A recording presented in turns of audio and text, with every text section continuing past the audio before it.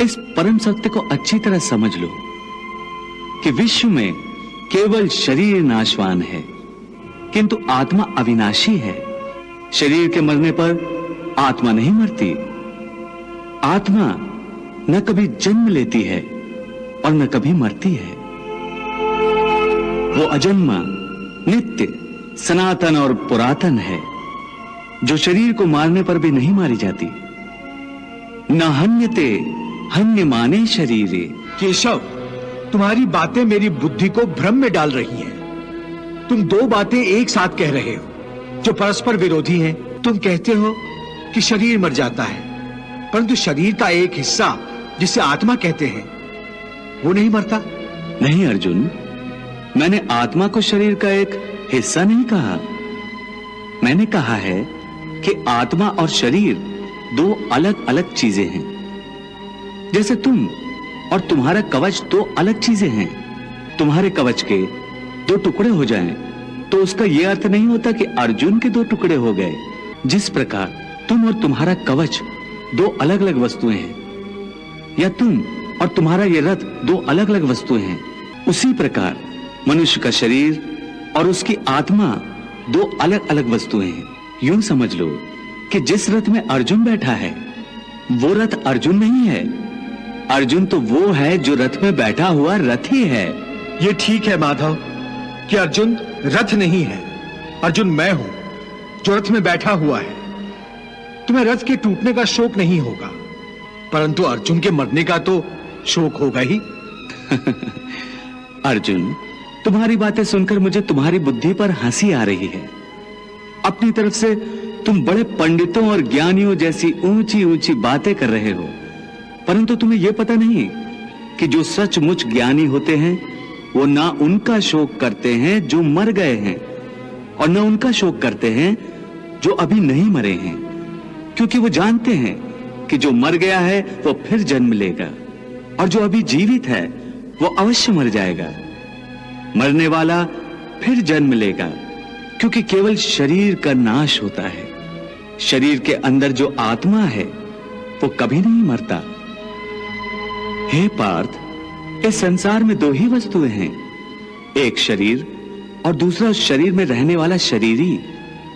जो शरीर में रहने वाला आत्मा रूप शरीरी है वो कभी मरता नहीं, और जो शरीर है वो सदा रहता नहीं।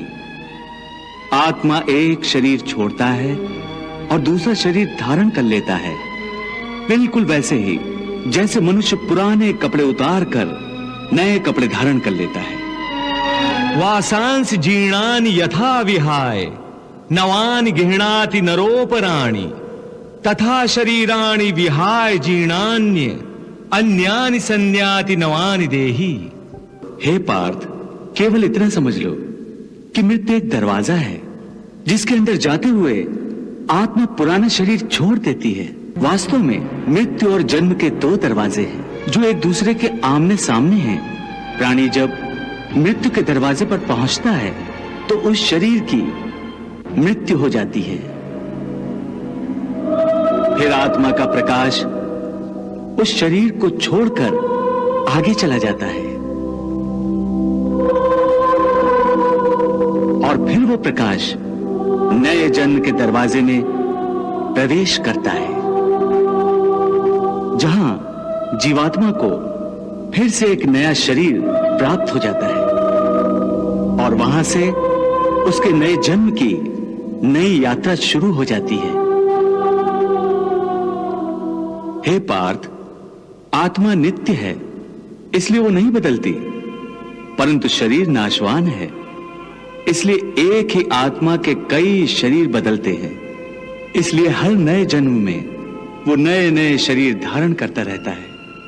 हर नए जन्म में आत्मा नए नए शरीर तो बदलता ही है, बल्कि हर एक जन्म में भी उसे जो शरीर मिलता है वो एक शरीर भी उसी जन्म में बदलता रहता है।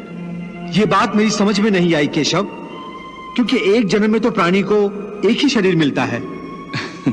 नहीं, एक नहीं, अनेक शरीर मिलते हैं एक ही जन्म में। मैं अब भी नहीं समझा प्रभु। मैं समझाता हूं। याद करो अपना बचपन। उस समय अर्जुन का शरीर कैसा था? एक बालक का। और आज वो शरीर कहाँ है? वो शरीर तो बदल गया इस शरीर में। अर्थात वो शरीर नहीं रहा। आज तुम्हें एक युवक का शरीर मिला है। इसी प्रकार प्राणी को जन्म के समय जो शिशु का शरीर मिलता है, वही शिशु का शरीर काल के प्रभाव से एक बालक का शरीर हो जाता है। फिर वो किशोर अवस्था में आता है, फिर एक जवान पुरुष का शरीर बनता है, फिर अधेड़ उम्र का, फिर बूढ़े का रूप लेकर अंत में एक सूखे पत्ते की तरह जीवन के वृक्ष से टूटकर गिर जाता है। इस प्रकार जो शरीर पल पल छिन छिन अपने विनाश की ओर बढ़ रहा है, उस शरीर की मृत्यु का शोक ज्ञानीजन नहीं करते। इसी रूप के लिए शास्त्र कहते हैं, कृष्णम वंदे जगद्गुरुम। फूल की भांति हमारे शरीर अपने प्रकृति के कारण जन्मते हैं, बच्चे बनते हैं, जवान होते हैं, फिर वही जवानी मुरझाने लगती है जिसे बुढ़ापा कहते हैं। और उस वृद्ध शरीर को जब आत्मा छोड़ देती है तो उस शरीर की मृत्यु हो जाती है। परंतु वो आत्मा कहां चली जाती है? शरीर के बिना आत्मा कहां और कैसे वास करती है? पुराना शरीर छोड़ने के बाद आत्मा नए शरीर में वास करती है। किसी शिशु के शरीर में चेतना रूप होकर आ जाती है, फिर वही चक्र शुरू हो जाता है। फिर वही जन्मना, रेंगना, उठकर चलना, फिर लड़खड़ाना और गिर जाना। ये सब शरीर के कौतुक हैं। इतनी बात समझ लोगे तो ना तुम्हें किसी के मरने का शोक होगा और ना तुम्हें मृत्यु का भय होगा। हे अर्जुन, हम और तुम ये शरीर नहीं हैं। हम तो इन शरीर के अंदर रहने वाली आत्माएं हैं। ये शरीर तो केवल हमारे रथ हैं, हम उसके स्वामी हैं। रथ के टूटने से स्वामी नहीं टूट जाता। उसी प्रकार शरीर के सुख और दुख आत्मा को सुखी या दुखी नहीं करते। यदि हम आत्मा हैं, तो फिर ये सुख दुख का आभास हमारी आत्मा को क्यों होता है? ये सुख दुख का आभास आत्मा को नहीं होता, केवल शरीर को होता है। तो फिर आत्मा को क्या होता है? आत्मा को कुछ नहीं होता, क्योंकि ये होना न होना, सुख दुख, सर्दी गर्मी, ये सब प्रकृति के नियम हैं। आत्मा तो अविनाशी परमात्मा का अंश है, इसलिए आत्मा प्रकृति की सीमा से बाहर है। आत्मा अचिंत्य है, मानवीय चेतना के चिंतन के घेरे में नहीं आती। अर्जुन, आत्मा पर प्रकृति और सृष्टि के नियम लागू ही नहीं होते, क्योंकि वो सृष्टि और प्रकृति दोनों ही की पहुंच से बाहर है। जैसे एक चिंगारी अग्नि का ही अंश होती है, वैसे ही आत्मा परमात्मा का ही अंश होता है। इसलिए वो नित्य, अजन्मा, सनातन और सर्वव्यापी है, स्थिर रहने वाला और अचल है। अछेद्यो अयम अदायो अयम अक्लेद्यो अशोष एव च नित्यः सर्वगता स्थाणुर अचलो अयम सनातनः। हे पार्थ, आत्मा को न कोई शस्त्र काट सकता है, न उसे अग्नि जला सकती है, इसको जल नहीं गला सकता, न इसे वायु ही सुखा सकती है। नैनम छिन्दन्ति शस्त्राणि नैनम दहति पावकः न चैनम क्लेदन्त्यापो न शोष्यति मारुतः। हे अर्जुन, ये सब समझकर तुम्हें ना किसी के मरने का शोक मनाना चाहिए और ना किसी के ना मरने की खुशी का प्रदर्शन करना चाहिए। हे केशव, ये सब मानकर भी कि आत्मा नित्य, सनातन और अजन्मा है, उसे शस्त्र नहीं काट सकते, आग नहीं जला सकती, फिर भी प्राणी की आत्मा को दुख सुख, शोक खुशी, मान अपमान, पीड़ा और आनंद का एहसास क्यों होता है? हे पार्थ, मैंने पहले ही तुम्हें बताया कि सुख दुख का आभास करना आत्मा का नहीं, शरीर का काम है। परंतु केशव, शरीर को दुख या पीड़ा तभी होगी जब शरीर को कोई चोट लग जाए या उसका कोई अंग कट जाए। जैसे शरीर आग में जल जाए, उससे जो पीड़ा होती है वो तो शरीर की पीड़ा है। परंतु मान हानि होने से जो दुख होता है या मान होने से जो आनंद आता है उसमें तो शरीर को कोई चोट नहीं पहुंचती।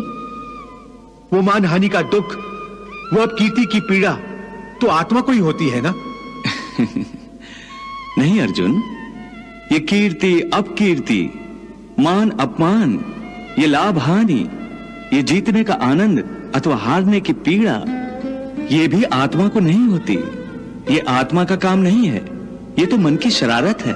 मन की शरारत, इसका क्या अर्थ है केशव?